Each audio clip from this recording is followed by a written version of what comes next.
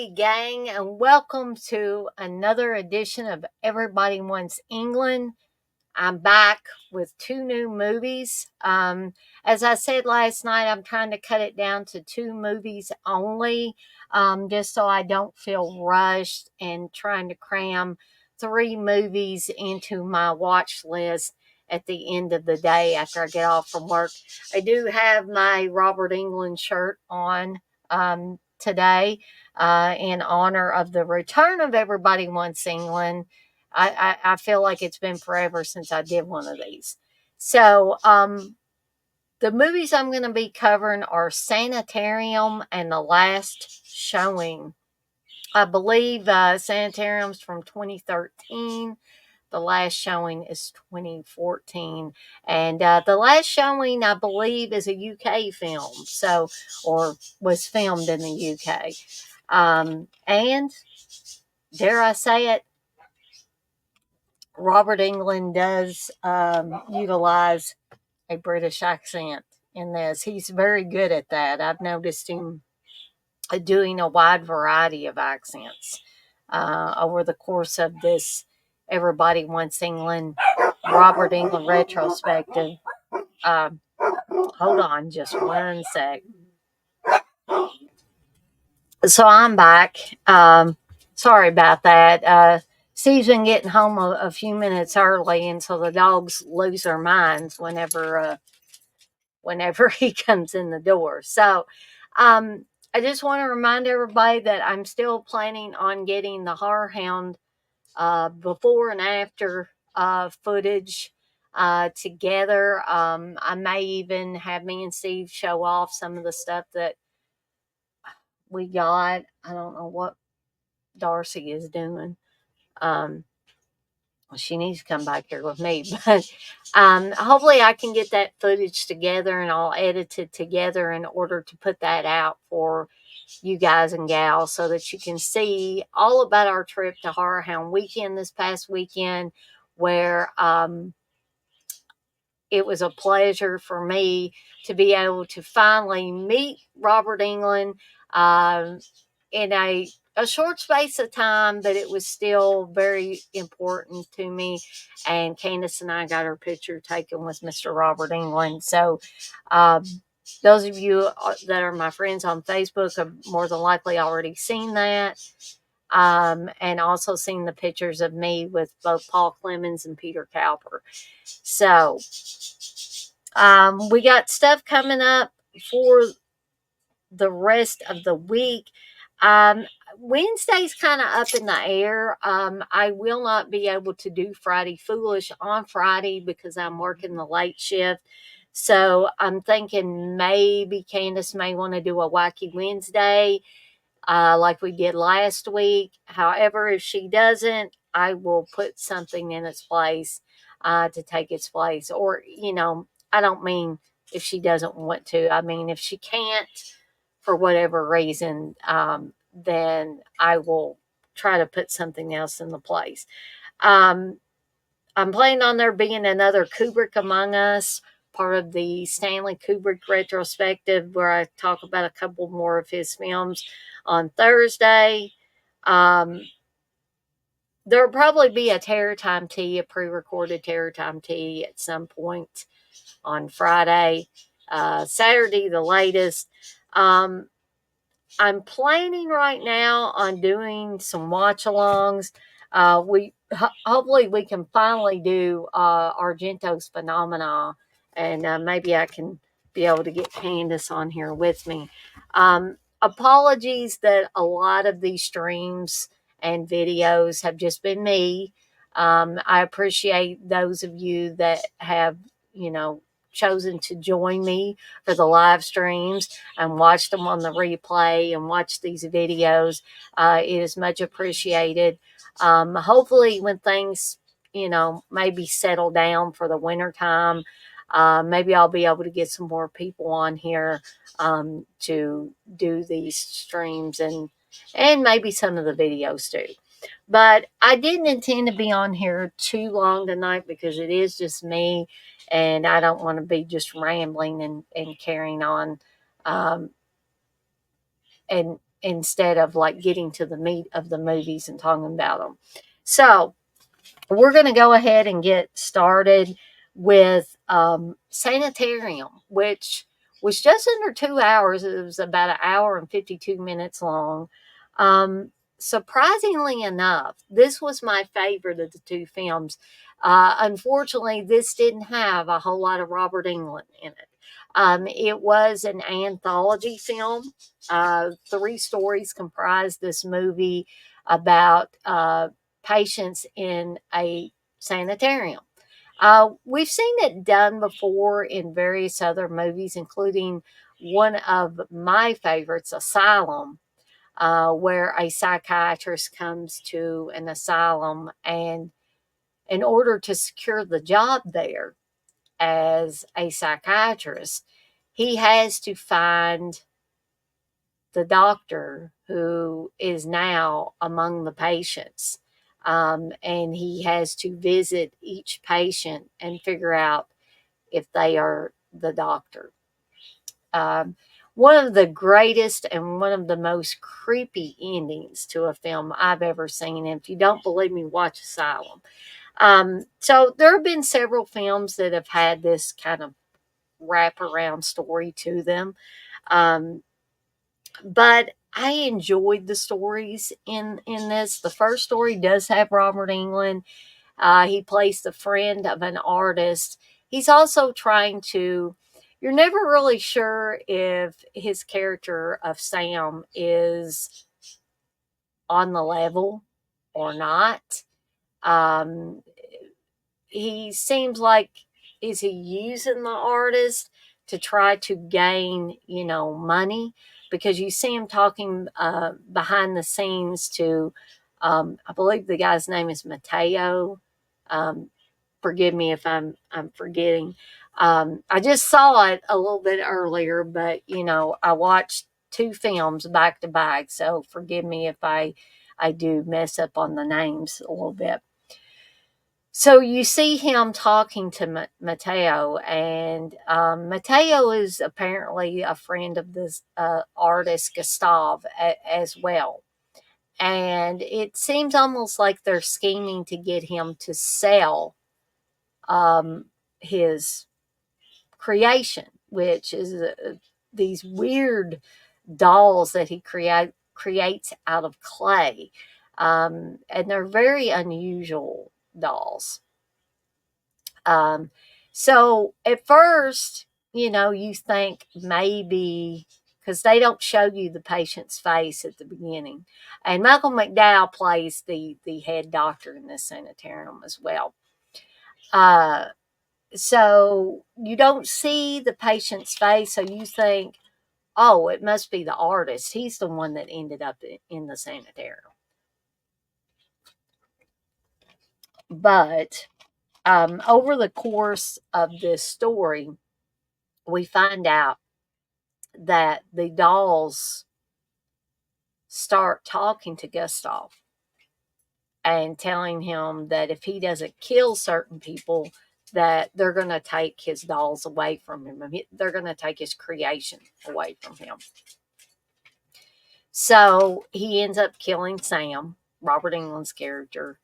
Um, and he ends up killing Mateo's girlfriend as well. What these dogs are doing. Oh, Steve's in here. That's what it was. So he ends up killing Mateo's girlfriend as well because the dolls are telling him that, again, these people are going to take your creation away. The dolls are going to go away because of these people. So, um, and then Gustav has evidently lost his mind because he ends up putting a gun in his mouth and blowing his brains out in front of Mateo. And then they, of course, think Mateo has committed all these crimes and he goes to the sanitarium. So it's actually Mateo that is in the sanitarium and they're telling his story. So that was a good, creepy doll story. I enjoyed that one. Asylum also had a creepy like dolls or little robots or whatever you want to call them. I call them dolls. But the dolls in the asylum had little mechanical parts in them, and Herbert Lom played the creator of these dolls, and that he said they, would come to life, and of course that's how he ended up in the asylum. So, um, the next story is about a little boy whose father is abusive to him. Evidently, either the mother has left or the mother has died, but it's just the boy and his mother, or I mean his father, who is abusive. The boy goes to a Catholic school, and his teacher reminds him that there's going to be parent teacher night, and he said, "Well, only my dad will be there," and but of course his dad's like he's not going to go because his son says, there's a parent teacher conference, and he says, "I'm not going." And he abuses his son. But there's another element to this story. There is this creepy half creature, half man that looks like he has about 3 or 4 sets of teeth in his mouth. And it seems that the boy is the only one that could see um, this creature. And the creature ends up killing both his father and his teacher. And of course, they blame the boy for it because they can't see this creature, and they cart him off to the asylum where the boy grows up, and that creature is still there sitting beside him on the bed. And the boy seems to be catatonic. He doesn't speak, he doesn't move his eyes or anything, he just sits there. um, that was an interesting little story as well. And then the final story has Lou Diamond Phillips in it, who is convinced that aliens are going to come down and they're going to take over the world and kill everybody, and he is the only one left. You see him in what appears to be a bunker. You see flashbacks where he's talking to his wife, and she's like, "You spent all our money and all this," and you even see a scene where they're carting him off to the sanitarium. And you also hear a knocking on the bunker, and they're like, "Oh, open the hatch." They keep obviously this is supposed to be a doctor in the sanitarium that's telling him, you need to open the hatch. um, and they're saying, you're delusional, you're sick. um, don't you remember coming here or anything like that? It's also interspersed with scenes of Malcolm McDowell's character talking to Lou Diamond Phillips. We actually start out the story with Malcolm McDowell telling, or asking the character to tell him what happened. How did you get here?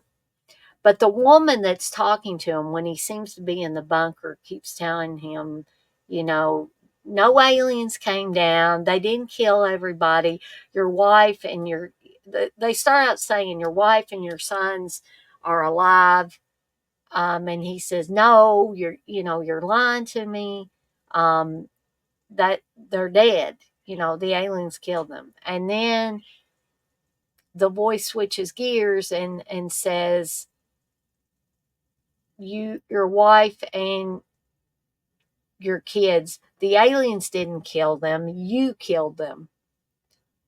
And we see several shots where we're never really sure what exactly happened, in what order they happened. But it appears by the end of the story that Lou Diamond Phillips's character was correct on the aliens, and the aliens have finally come to, wreak havoc.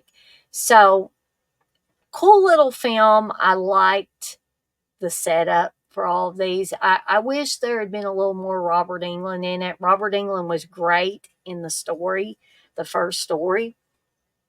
Um, I definitely think it's worth a watch or two. I may want to go back and watch it again after I've waited a while. Perhaps I'll see different things in the movie. Um, and I'm not going to give it 5, but I'm going to give it 4 Deadites out of 5. I thought it was a very decent little film, enjoyable film, creepy in some parts, and well worth a watch or two. Um, so moving on to the last showing, which has a whole lot of Robert Englund. In fact, Robert Englund is the main person in this film. I wouldn't really call this a horror film so much as I would a thriller or suspense thriller. Um, there was a little bit of blood, but it wasn't really gory. But Robert Englund plays a man named Stewart who was a projectionist for years at this movie theater, and then they demoted him to the guy that gives you your popcorn and your drinks. And needless to say, he's a little upset over that, um, and a little crazy.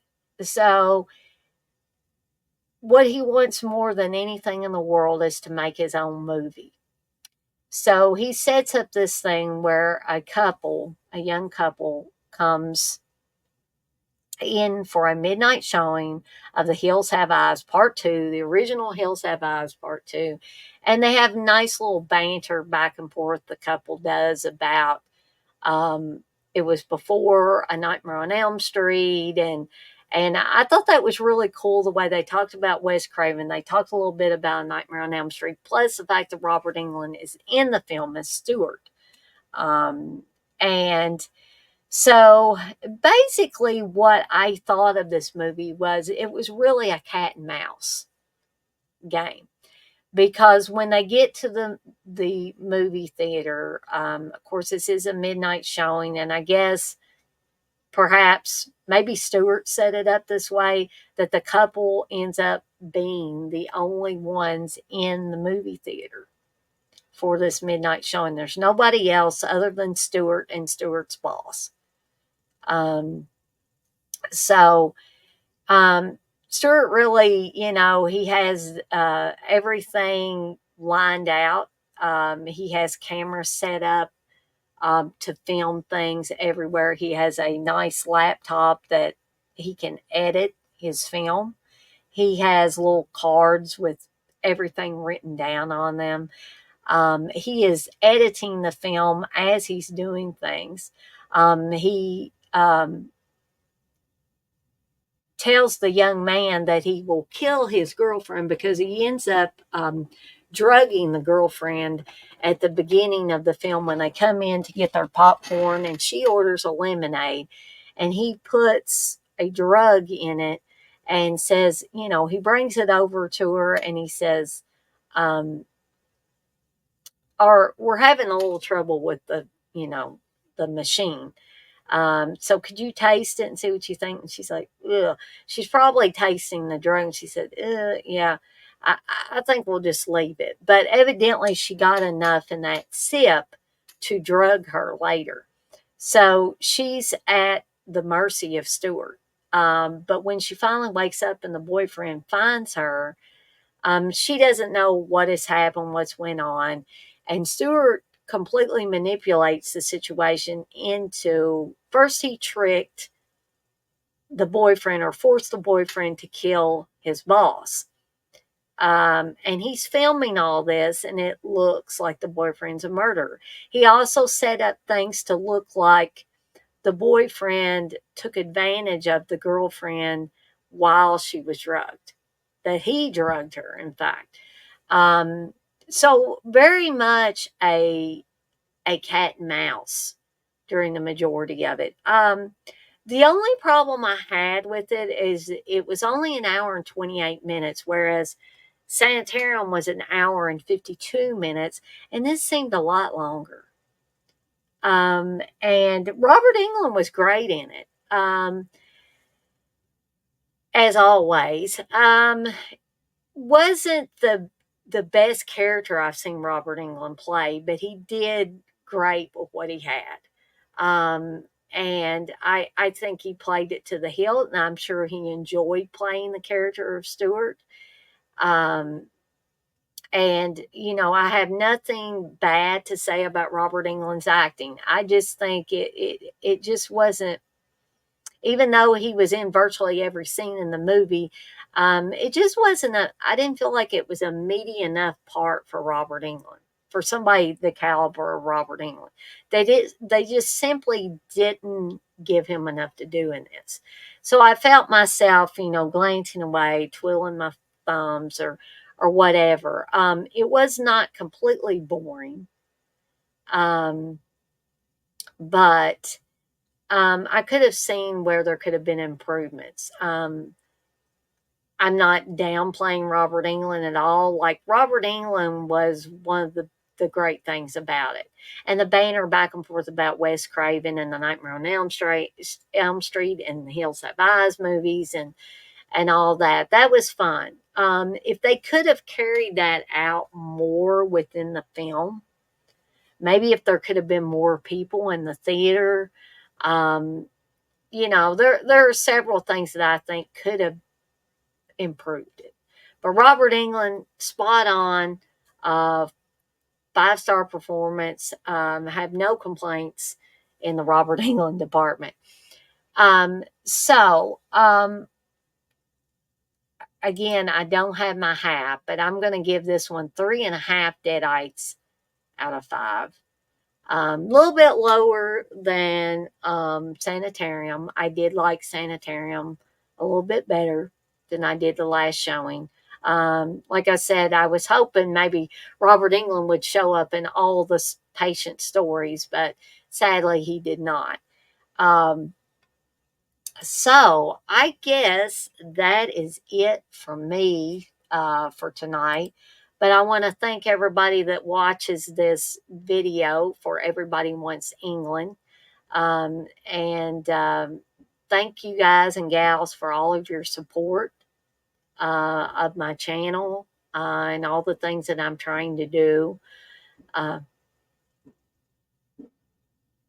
don't know what in the world that is. There have been nights where it sounds like somebody's shooting a gun or banging on something or whatever, but it's very distracting when I'm back here in this back room. So, um, anyway, uh, I'm off like a dirty shirt. But before I go, I want to remind everybody, as I always do, to be kind to one another and blaze that trail. It's hump day tomorrow. We're about halfway through the week. I just wish I didn't have to work the late shift on Friday, but those are the breaks, right?